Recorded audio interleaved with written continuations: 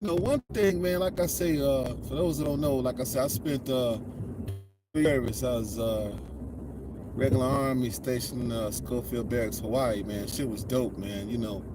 Perfect duty station, man. You know, it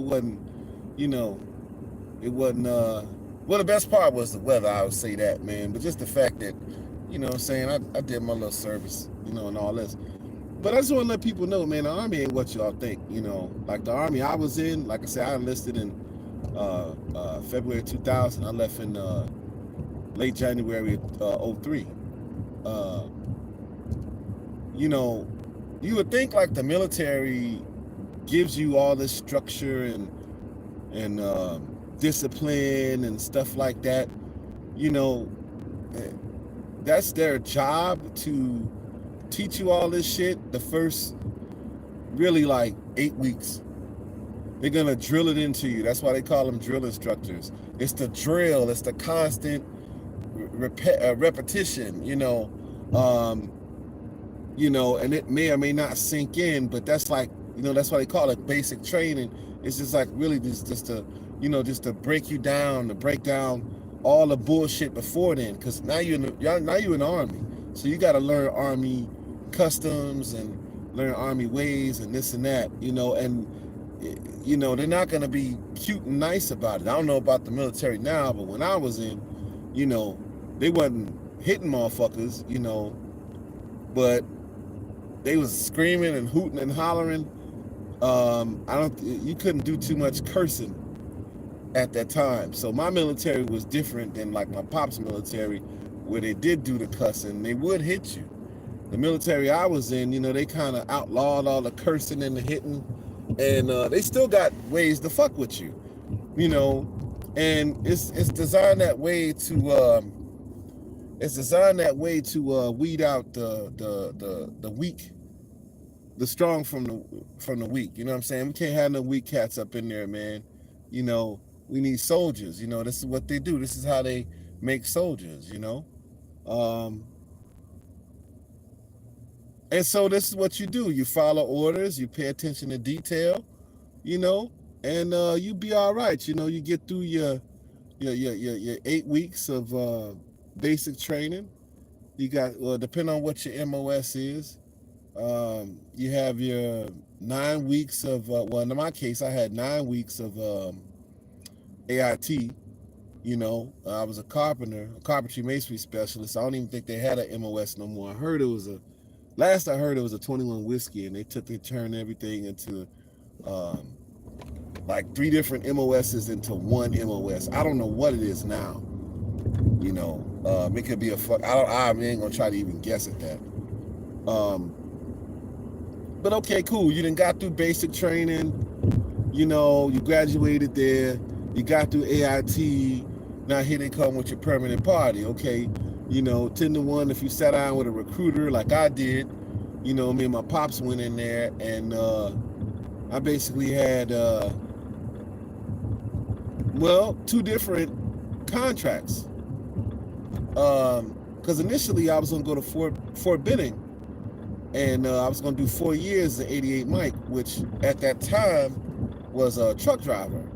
Okay, because I was kind of like, okay, well, if I'm in Georgia, you got Atlanta there. So, at the time I'd been in Atlanta I had at least been in Atlanta one time at that time.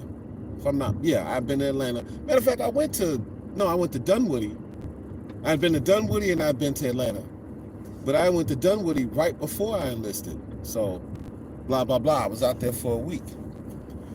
Anywho, you get through your basic training, your AIT, and you go to your permanent party. The further you get in your military career, the easier it is. The more lax it is. At least that's my theory. I haven't been on every duty station, but I was on the island, so that's what I have. And my guess is it can't be too much different. An organization that lasted this long, and that's as big as it is with this many soldiers, you have to have some sort of standard there. You know what I mean? So my guess is every duty station, there's probably some variance, as far as, shit's a little different, but as far as, the basics it's the same. So, like I say, you get over to your duty station, and granted, I did some college. I went to JUCO, Malcolm X. I was there for like 2 semesters and shit. I didn't really, that's what brought me to the military, is to get the college money.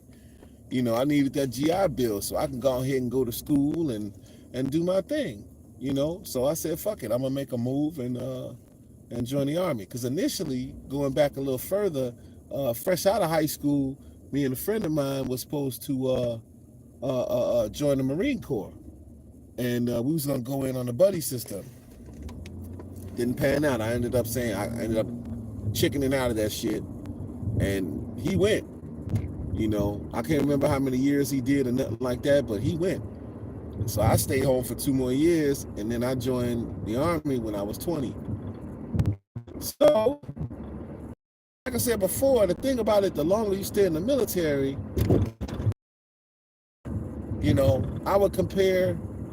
I could definitely compare your permanent party to a 9-to-5 job. I think that's a fair comparison, because that's what it is. And even though I never stayed on campus, my theory about being on a college campus is really no different from the military. All type of shit go down on college campuses. Even all supposed to be there for the same purpose, for college it would be, getting your education. And for us it would be, becoming a soldier. Because your primary MOS is 11 Bravo. I don't even know if they call that 11 Bravo anymore, but your primary MOS is infantry. So of course, you got a qual on your weapon, you got a qual on grenades, you got to go to the gas chamber, get qualled there. You know what I'm saying? So this is your primary, but your secondary, wait, I think I said that wrong. I think what the fuck? Is it the primary or secondary? It's either, I think it might be the secondary. Everybody's secondary MOS is infantry, 11 Bravo. Okay. But your primary MOS is that's the job that you're doing prior to having to go to a wartime situation. Okay, so in my case, carpentry masonry specialist, that was my primary MOS. Okay. So that's what you did. So when you was at AIT, you learned a little bit about carpentry, but once you get to your permanent party, that's where you actually, do your job, your MOS. So yeah, it's like a 9-to-5 job. Just we all wearing BDUs. They don't even call them BDUs no more. Show how much the Army changed. It don't even seem like it was 20 years ago. But it used to be battle dress uniform, BDUs. I don't know what the fuck. I think it's like ACUs or some. I don't know what the fuck they wearing now. Because right before I got out, or you know what? It wasn't before I got out. I know we was in Cali. We started wearing berets. When I first came in, the only cats that wore berets was airborne. You had airborne, SF, and airborne Rangers. Those are the only people that wore berets when I first got into service. Now, well, I don't know about now, but like right around 2002, the whole service wore black berets. Didn't nobody know nothing about that unless you was on unless you jumped. So we had to shade the berets and all this other extra shit, but that's what you had to do. You wore soft caps in garrison. You know what I mean? I think that's when you wore them. You still had your soft cap, but you mainly no, damn, I'm saying that wrong. I think you wore the berets in garrison, and you had to keep your soft cap like if you was on a detail or some shit like that. But anyway, I guess I was going through this whole bag to say that the military ain't what people think it is. People think it's like some fucking like they make robots and shit. No, these are regular people. They come from the world. So all the regular shit that go down in the world is the same shit that happens in the military. Some probably even more so than others. Man, it's all type of shit. Motherfuckers is gang banging. Motherfuckers is selling dope and fucking doing all type of crazy shit, man. So if you're a street motherfucker and you just so happen to be in the army, it's other street motherfuckers out there too. You know what I'm saying? Uh, if you sell drugs or you use drugs, that's out there too. If you're fucking drunk, they out there too. Best believe, because it's people all over the fucking world, and most of which is young. They, early 20s, something, mid 20s, somewhere up in there. Some of these people never been away from home before, and you put them all in this one place, and they have to interact with one another. It's when you get to your permanent party, it's a little more stretched out, so you can pick and choose. But when you're in basic training, you're in AIT, you don't have no choice. You got to interact with these motherfuckers. When they say, you have to do what they say. It's total control in basic training for 8 weeks. You know what I'm saying? Total control. You don't have no fucking, no nothing, But once you get to your permanent party, you pick and choose everything. You know what I'm saying? Well, within reason. You pick and choose, who you kicking with and the type of crowds you in the company you keep and all this. And some motherfuckers, they fuck with them type of crowds. That's street motherfuckers. Don't think because it's the military that it ain't street motherfuckers in the military. It's gangbangers in the military, hoes, motherfuckers doing all type of shit. It's out there for you, And you would think if a motherfucker took the oath and swore and do all this extra shit just to get in there, you got to have a fucking clean background. That may be different now, because shit, my guess is, well, when I was in the fucking military, was short. And most motherfuckers will fuck with the reserves because, it's only, what is it, like a weekend, a month, 2 weeks out the year. Yeah, that's a tasty deal. You can stay home and still be, they call them weekend warriors. You can stay home and goddamn it, go play military for a couple of days and all this. But little do they know, them is the main motherfuckers that's getting deployed. Because it's way more of them than it is a regular army. When some shit pop off, them the first units to go. You know what I'm saying? That's where they pulling from. And it's not to say that regular army don't be out there, but see, the thing is, in a wartime situation, you need bodies, man. And it's a whole lot of people, that'll sign up to do a weekend a month. That ain't shit. Oh, you just, okay, shit, you can even drive home. But see, when you regular army, that's a game changer for your ass. You regular army, it's real. I was in when 9/11 happened. That shit is real. It ain't nothing to play with. Fortunately, I did not go to any battle. I did not go to a wartime situation. But that shit was like, man, you could go. It ain't nothing to play with. I mean, I guess I would say this about the military. I'm not shitting on the military at all. I think it's great for people. I think it's great for a lot of these kids. I think the military, if you wanted to, will keep you out of a lot of bullshit that's going down, especially these kids in Chicago. There's too many of these kids that got a lot of idle time on their hands. What they need something to do, and a lot of these kids that sit up and complain about, ain't no jobs. Man, you can join the fucking army. Get your shit straight. But trust and believe, if you want to be there, the recruiter will find a way for you to get in there. Straight up.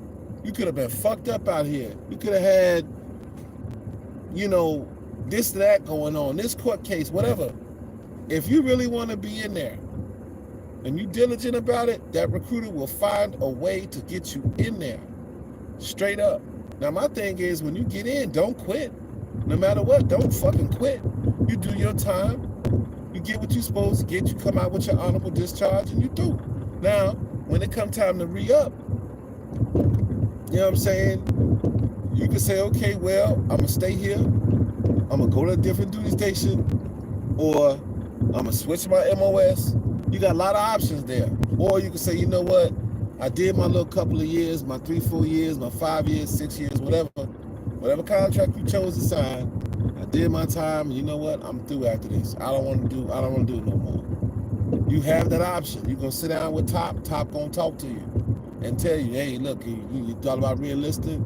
Okay, da da da da. You let them know what it is.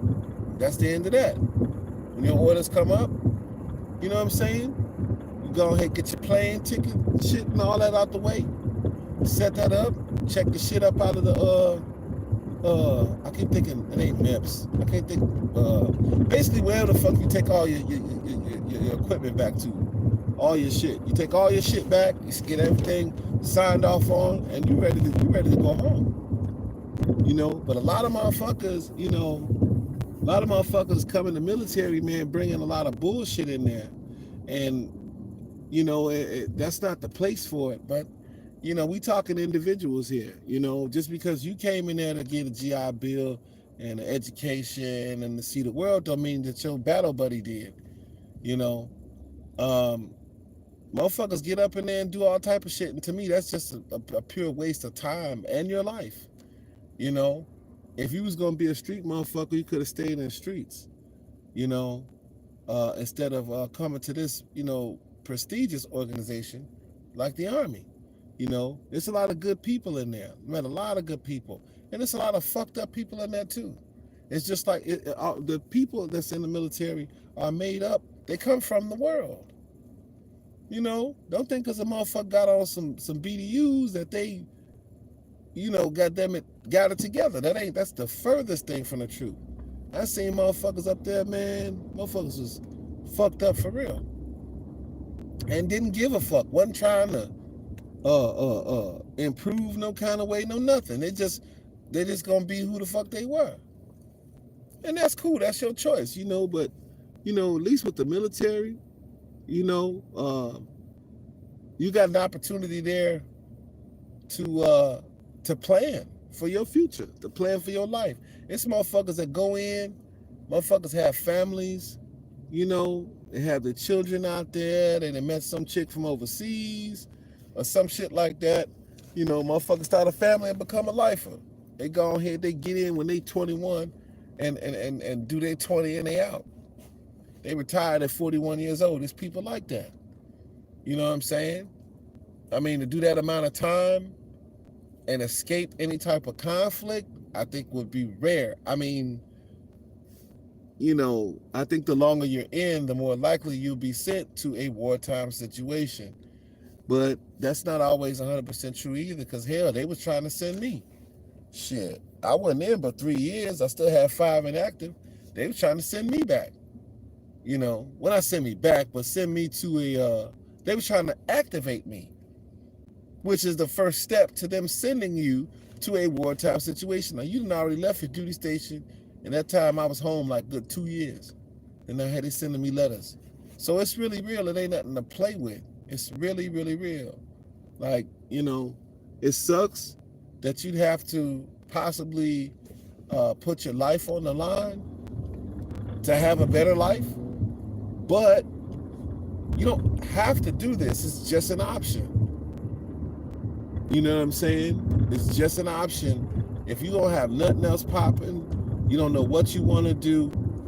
I think personally, there's nothing wrong with going to the military and give yourself time to figure out what you want to do. Maybe the military is your stick. Maybe that's the thing for you. You know what I'm saying? They got a ton of fucking jobs up in there, all of them paying. You're going to make money, especially when you go overseas. You're going to make dough. You're going to have that bread.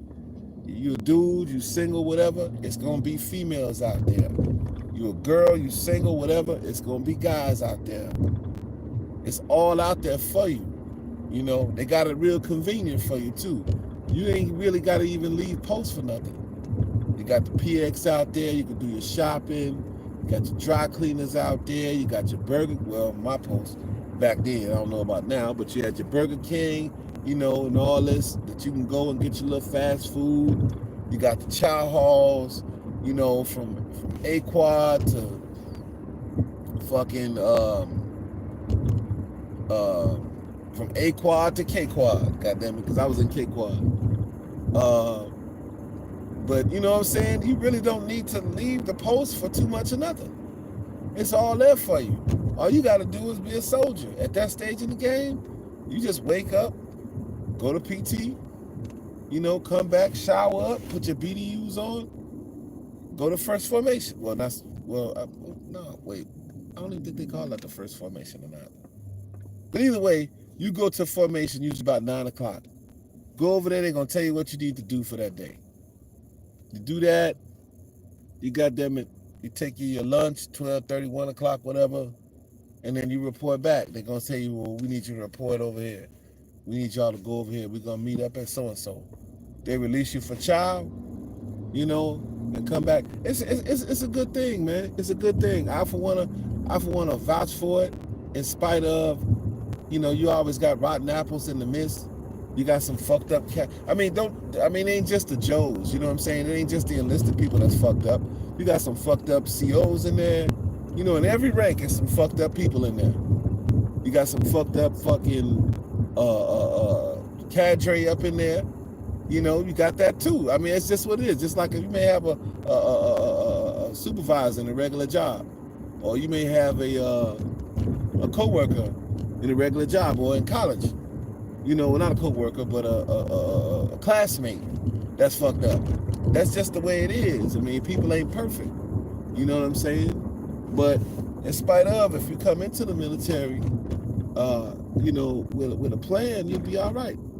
You know, number one is to make the dough. Go ahead and get your dough.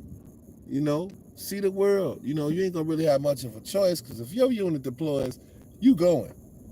It's a couple of exceptions to that rule. As far as I know, is if you're injured or you're pregnant. But other than that, if you're deployable, when the orders come down, they say you got to go to Baghdad. You going to Baghdad. Ain't no ifs, ands, or buts about it. That's how I ended up in Bangladesh, because the orders came down. You know what I'm saying? Bangladesh was dope.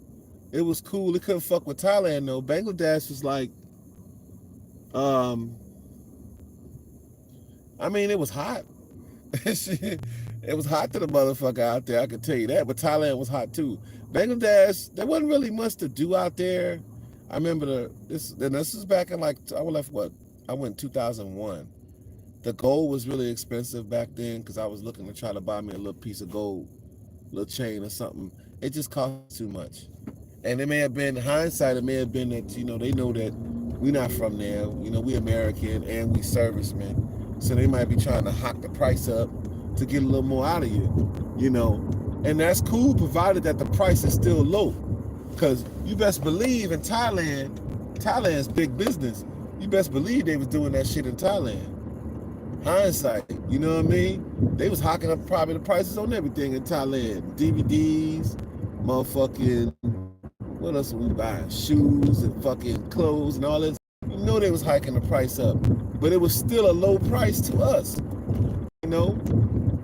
But yeah, Bangladesh, there really wasn't much to buy out there. You know, I always been in the shopping and shit. There wasn't really much to get. I mean, there was shit you could buy. I think I bought some, I think I might have bought some DVDs. We went to Dakar, whatever the fuck it was. But that was it. When we went to Thailand, though, now Thailand is a different egg. Thailand, I've technically been to Thailand 4 times. Technically. I was only there, the longest amount of time I was there for 45 days. Thailand is the shit. At least when I was there. Especially for a young guy, you single, you know, it's bars and shit, girls on top of girls. There's girls everywhere. You got the fishbowl out there. Man, girls just every fucking where. That's just what it is. It's big fucking business. You know, they know motherfuckers come in from overseas. Motherfuckers coming in, goddamn it, from the States. You know what I'm saying? And motherfuckers trying to get out. And shit, they gon' lay it out for you, goddamn it, for a small fee. And in some cases, you might can get you a little free love. Shit, you know? You might could get your little free love, you know, if your rap is strong. Shit. God damn it. But I tell you, man, like I say, Thailand, man, Thailand is what's up, man. You know, it's like Bangkok. Bangkok, to me, the first time I went, Bangkok was what was popping.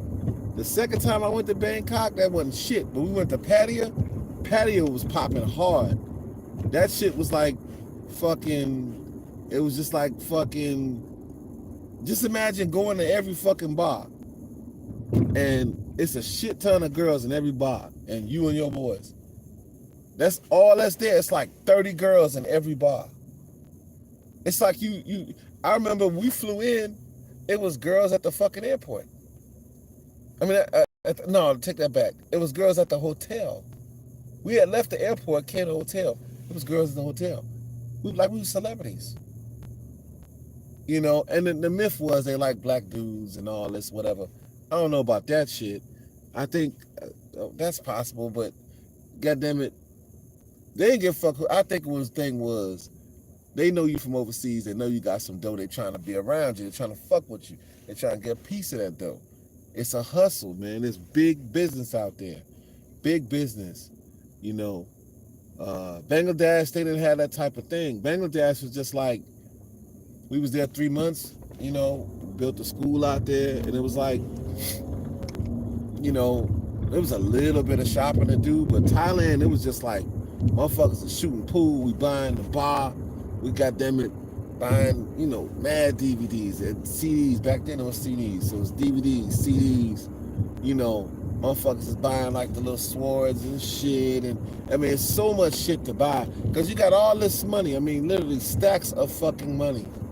You know, once you then went to the currency exchange, you know, at the time, I think when we came in, 42 of their, they're not called dollars, but 40, we'll say, for fuck's sake, we'll say, basically 42 of their dollars equal one of our dollars. When I came in, if I remember correctly, it was either 42 or 46. By the time I left, 45 days later, it had went up. 4 of their dollars equals one of our dollars. So we balled like a motherfucker. We got the money, we got our check every 2 weeks, you know, and the more you go up in rank, the more money you get. So you had that check, plus anything, wait, no. Excuse me. So we didn't get no extra money for Thailand, but definitely Bangladesh. Bangladesh, anything over 45 days, shit, they give you, is it called Advon? I don't remember. I want to say it's called Advon. I'm not sure. But basically what it is basically like an extra few $1,000s.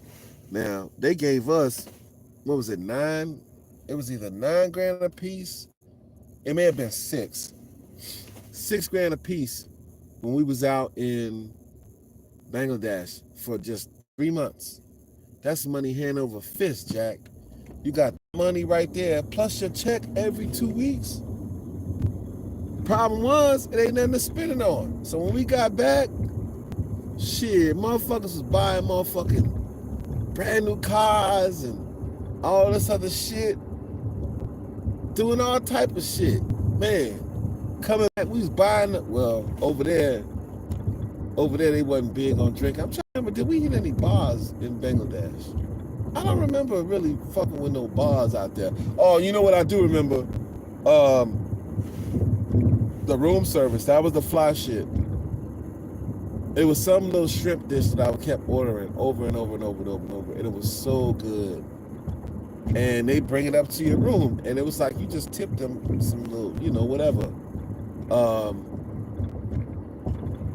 But yeah, I remember staying in a hotel in Dakar, whatever that place was, and that's all I was doing in the hotel. Like, we was there for like a day or two, me and this cat from the city, and there's a bunch of us from my platoon. We was all just, that was our little thing. You know, they set it up to where we could stay, you know, a night.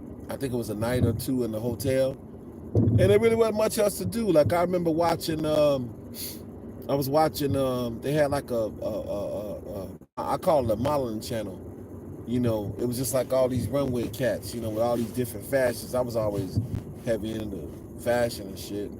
So I'm like, that's fly. So I just cut that shit on,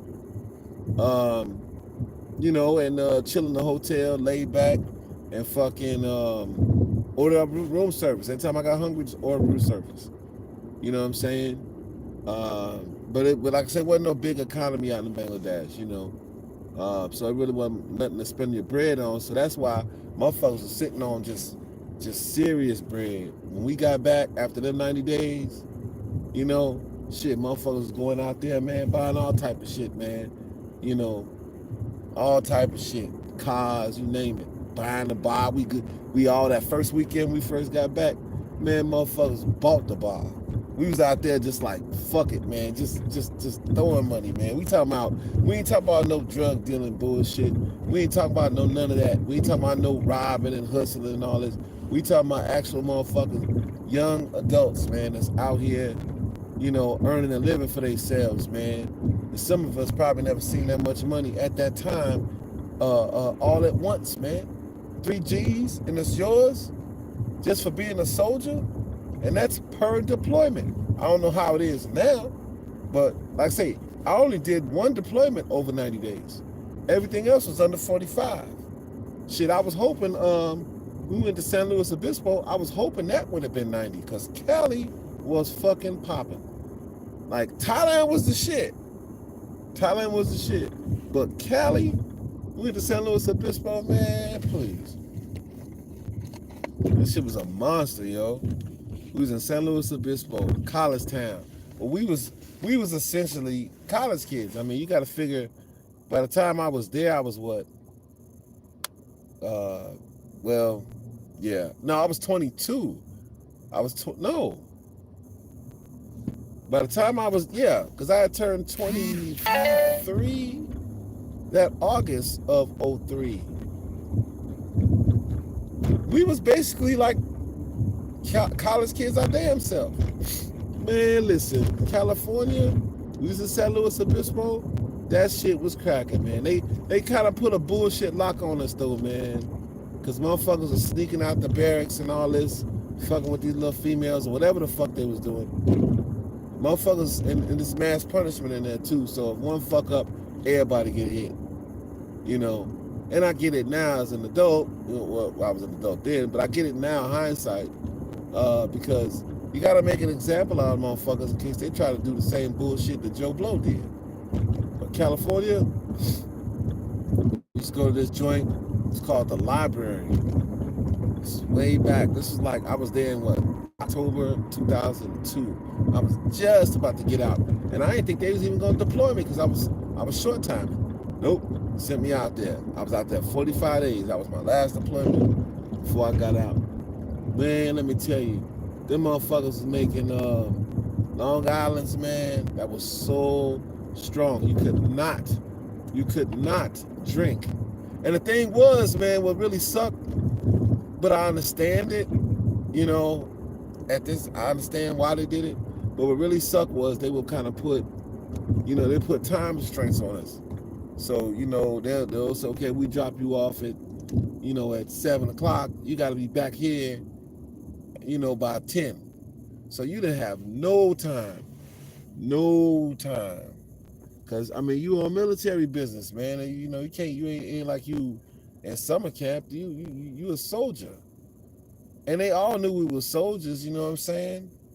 But, you know, you couldn't be out there wilding like that. You had to maintain bearing no matter where you was at. That's just part of the territory. That's what comes with the job. But yeah, we used to go to this joint, and if I remember correct, all the bars had like college, like the library, and was it Tortilla Flats? I think it was. That was another joint. I think that was in Cali. I know for sure the library was in Cali. Was it not Cali, but Cali, San Luis Obispo. The library was definitely there. I used to love that place. And you would come up in there, and they will hook you up with that Long Island, and you would be fucked the fuck up the whole time. Everybody coming back drunk off them Long Islands. We all knew about it. You know what I'm saying? Man, we just walked the strip, you know, and just be out there kicking it, man, with the Joes, you know, with our battle buddies and everything. And shit, Cali was popping, man. Hawaii was dope too. Hawaii was dope. Hawaii was like the fucking, you know, it was just a dope place to be, man. It just sounds good. But not only that, man, the weather was always on point. You know, December, January, you ain't have to worry about no snow out there. You ain't worried about no fucking ice and winter coats out there. You ain't wearing no winter coat in Hawaii. Shit. You know, the locals is no different than anybody else. Like, there's some cool locals and some fucked up locals. You know, I've never been a confrontational person, so I'd rather, you know, walk away from some bullshit than get involved. And, you know, but there were, I got them on tape. There were instances where, you know, locals would try to pull it, you know, and there was a lot of instances that I also got on tape where some locals was cool than a motherfucker. You know, I mean, locals, that was their island. I mean, you had a lot of Filipinos out there too, you know, that just were there. But that was the locals, that was their island. And it still is. I'm willing to believe it still is. But the thing about Hawaii was, man, when I was there, it was like, I would describe it as just like there was no set tone. I mean, I was there in 2000. These motherfuckers were still playing Electric Slide in the club.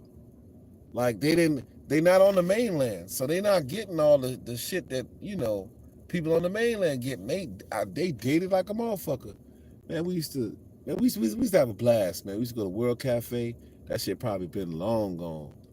But World, I used to go down in World. So we used to go to Cellars. I've been to Moose's. I didn't really care for Moose's. I probably would like Moose's now. If that place is how I remember it, I probably would like Moose's now. But World's is just straight up club. Like, all the stars came through there. You know, I've been to the Saigon room out there. You know, I only went once when Kweli came down. But you know, we all had a piece of the island, man. You know, and that's how we got down, man. We go out there, man, and shit, goddamn it. You know, it ain't no, well, that's not true. Motherfuckers will tell you they're painted out like it's like everybody walking around in flower print shirts and hula skirts. It ain't like that. I'm pretty sure somewhere on the island motherfuckers is doing it, you know, but you got military out there. You got the Marines in Kaneohe. You got us in Schofield. You got Hickam Air Force Base. That's in and then you got Pearl Harbor out there. You know what I'm saying? So you got all four branches. You got Air Force Army Reserve. I think it's a unit out there. We slipped through there one time. It's a little small little base. You drive past it. You got that out there too. So, you know, you got military all up through there. Then you got, like I say, you got the locals out there. You got the Filipino cats, and then you got, I mean, that's basically what it was, man. So shit, you know, a lot of black folks out there was mostly military. You know, and not to make it like it's not a race thing or nothing like that, but you know, I mean, it's just what it was. If you met a chick, oh man, I forgot to tell you about the all-nighter. The all-nighter, oh man. I'm glad I went to one, so I can say that I actually been to an all-nighter. And people know about it. If you was in Hawaii and they had them on Hickam, they would have them on 3-day weekends. I didn't have no car at the time. No, I had access to a car half the time I was there, but I did not own a car on the island. So I couldn't just get up and go when I wanted to like that. I had to borrow somebody's car. And over there, it wasn't no issue. Most cats will let you, you know, big deal. You know what I'm saying? On shit like that. I used to drive a couple people's cars. One guy was trying to show me shit. I never learned, but he was trying to show me, and I just couldn't get it. I kept fucking the shit up. But yo, the all-nighter, man, if they still having that, that's got to be one of the best flies fucking parties ever. It's like everybody's there. All-nighters, it's two things in Hawaii that you got to be a part of. A battalion run and an all-nighter. If those two, the battalion run, you're going to get that. You definitely want to do the battalion run. But the all-nighter, that's the shit is live, man. Ain't nothing compared to that. Nothing compared to that. And it's literally a party that goes all night. All fucking night. Non-stop. Straight up. Shit is dope, man. You know what I'm saying? Motherfuckers should, make that move. If you ain't got shit else going, you're a young person, and you ain't got no set option as to what you want to do. You could buy yourself some time until you figure it out, make some money and travel and see the world in the meantime. I wouldn't so much harp on, worrying about, I gotta go to war, because you may or may not. Because the fact is, the U.S. is always in conflict or coming out of a conflict, so, like I said, when I was in, it was 9/11, had just popped off, you know what I mean? So that was like my first year in, or two, well, damn near second year in. I ain't do but 3 active years. And 9/11 popped off. They didn't start sending,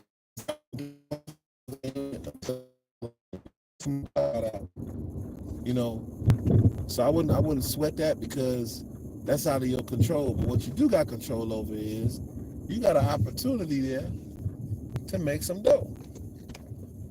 You can make some money, a lot of good people out there, make some friends,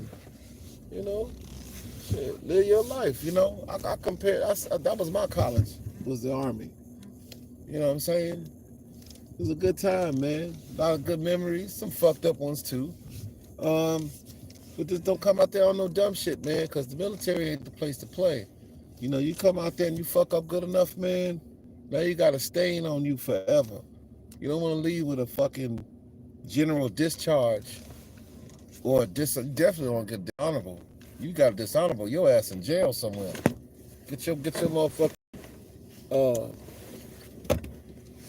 honorable discharge and keep it moving, man.